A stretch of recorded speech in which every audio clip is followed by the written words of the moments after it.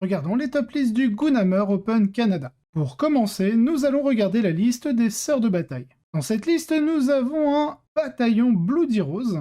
Dans les unités no slot, nous retrouvons une hospitalière ainsi qu'une sœur Repentia supérieure. En QG, nous avons une canonesse avec sa Blessed Blade. En trait de seigneur de guerre Blazing Ear et en amélioration le Word of the Emperor.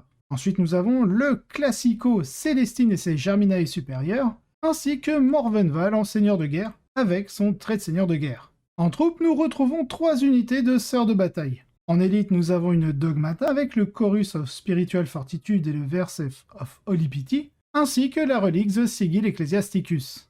Ensuite, nous retrouvons 3 unités de sœurs Repentia, 2 unités de 8 ainsi qu'une de 5. En attaque rapide, nous retrouvons une unité de 6 Séraphim avec 2 x 2 Ministorum Enflammers. Ensuite, nous avons 2 unités de Zephyrim Squad, une grosse unité de 9 et une plus petite de 5. En soutien, nous retrouvons 2 unités de 10 Rétributors, avec un Ministorum Enflammer sur la Rétributeur supérieure pour activer le stratagème, 4 Multimeltars ainsi qu'un Simulacrum Imperialis. Enfin, pour finir avec ce bataillon, nous retrouvons en transport dédié un Rhino.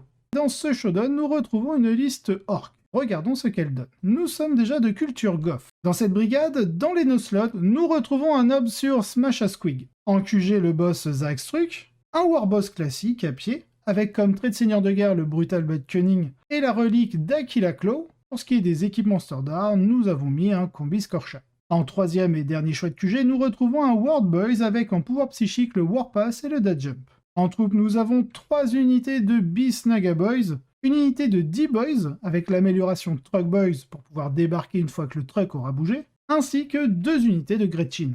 En élite, nous retrouvons 2 unités de 5 commandos ainsi que 3 unités de 3 Meganobs, tous avec leurs équipements de base. En attaque rapide, nous retrouvons 2 unités de 3 Squigog Boys avec leur bombe Squig, ainsi que 3 unités de 5 Storm Boys. En soutien, nous avons l'Attax avec les 3 unités de Meg Guns, tous en custom Mega Cannon, en transport dédié un truck, et donc pour finir avec un détachement suprême commande, Gaskultraka lui-même avec son trait de seigneur de guerre Goff, Proper Killy. Comme je l'expliquais, nous sommes sur un showdown.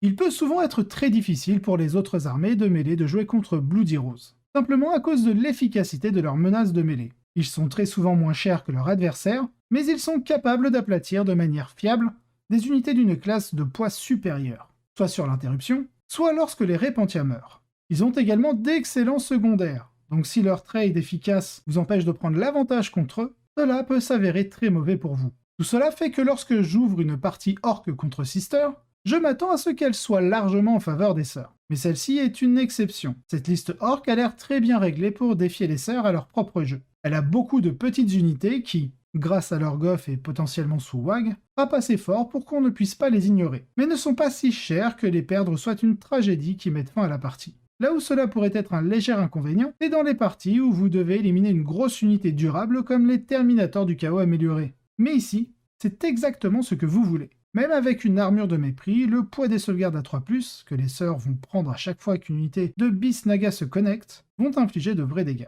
Et les petites escouades de Storm Boys peuvent frapper les Repentia depuis une distance sûre et sortir dans un flamboiement de gloire pour un coût minimal. Les orques ont également un secondaire assez fort avec Get the Good Beats et suffisamment de petites unités pour que ce ne soit pas un handicap massif sur une mission avec un alternatif au primaire basé sur l'action. Bien que d'un autre côté, Stomp 'em Good soit beaucoup moins puissant que d'habitude, rendant potentiellement leurs autres choix un peu risqués, bien que Behind Enemy Lines puisse être assez bien ici. Ils ont également la possibilité d'opter pour The Biggest and the Best face à Gaskull, ce qui pourrait convenir tant qu'il peut être caché. Mais ils doivent tenir compte du fait que les Retributors n'ont pas grand chose d'autre à tirer. Du côté des sœurs, les plus gros avantages qu'elles ont sont l'accès à l'effet Fightless dans un miroir de mêlée, ce qui leur donne un peu de discrétion pour renverser la vapeur quand ça compte. Les secondaires plus faciles à jouer, et Val. Val semble excellente ici. Meilleure que Gaz, même si les Sororitas ne peuvent pas le tuer en un tour, il est presque certain qu'elle entrera dans un combat indemne. Et c'est la seule unité de la liste où l'absence d'un gros marteau du côté orc fait vraiment mal. Seul Gaskull est une menace sérieuse pour elle, et elle balaye le sol avec la plupart des autres éléments.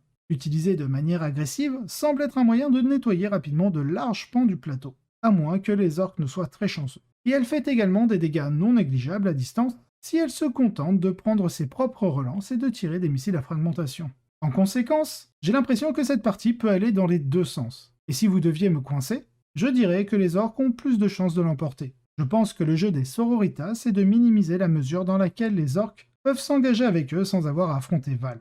Donc probablement en faisant une avance initiale prudente vers l'objectif le plus proche, en le désignant comme le sanctuaire, puis en fonçant au milieu avec une force raisonnable, en repoussant les orques et en maximisant l'impact de Val.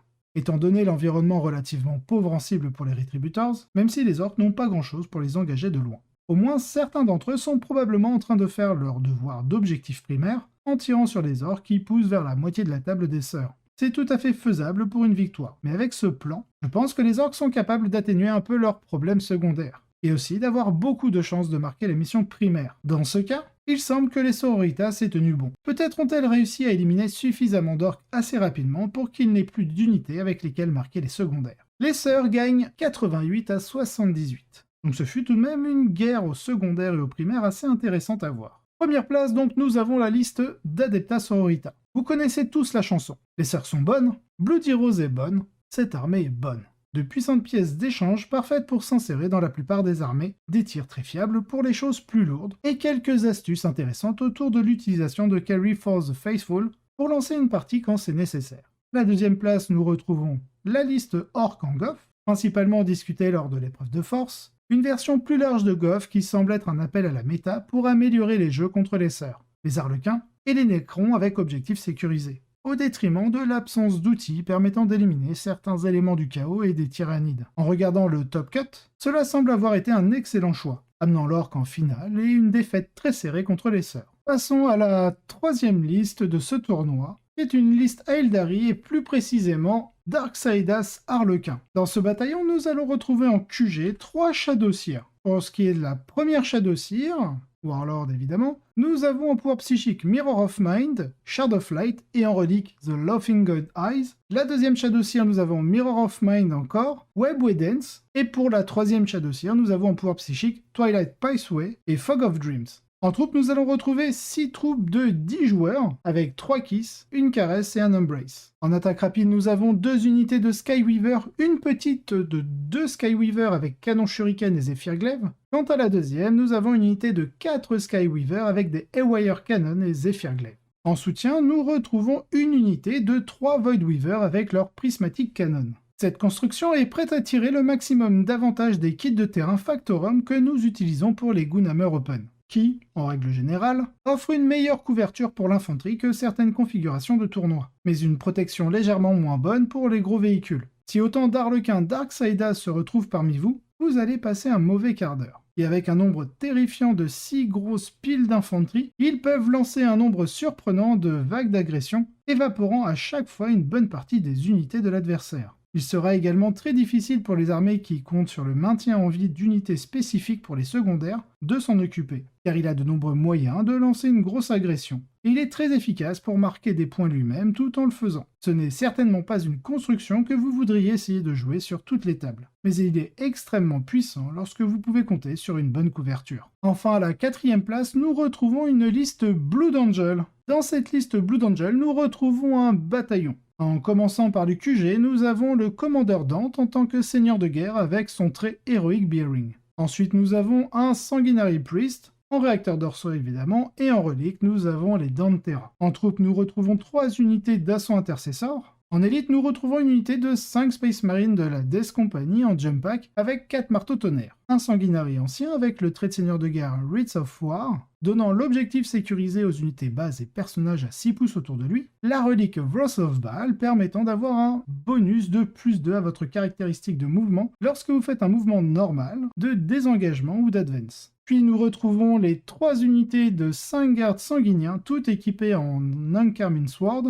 Et enfin, en dernière élite, nous avons l'unité de 10 Vanguard vétérans en jump pack, en épée tronçonneuse et griffe éclair. En attaque rapide, nous avons 3 unités d'assaut, 2 de 5 et une de 10. Dans la première de 5, nous avons bien entendu les réacteurs dorsaux, le sergent a un pistolet inferno et une épée énergétique, et nous avons 2 marines en fuseur. Dans la deuxième petite unité de 5, toujours en réacteurs dorsaux, le sergent est en pistolet inferno et épée énergétique, ainsi que 2 marines en pistolet plasma. Enfin, dans la dernière unité, nous avons une unité de 10 marines d'assaut en réacteur dorsal, sur le sergent, pistolet inferno et power sword, ainsi que 2 Marines en fuseur. Enfin, pour finir avec ce bataillon, nous avons en soutien une petite unité d'Eliminator, avec les fusils laser sur les 2 Marines, et sur le sergent, l'Instigator Bolt Carabine pour avoir le double move. Honnêtement, une grande partie de ce que je viens de dire à propos de Darksiders s'applique ici aussi. Cette liste dispose d'un grand nombre d'unités distinctes pour jouer avec les standards des Marines.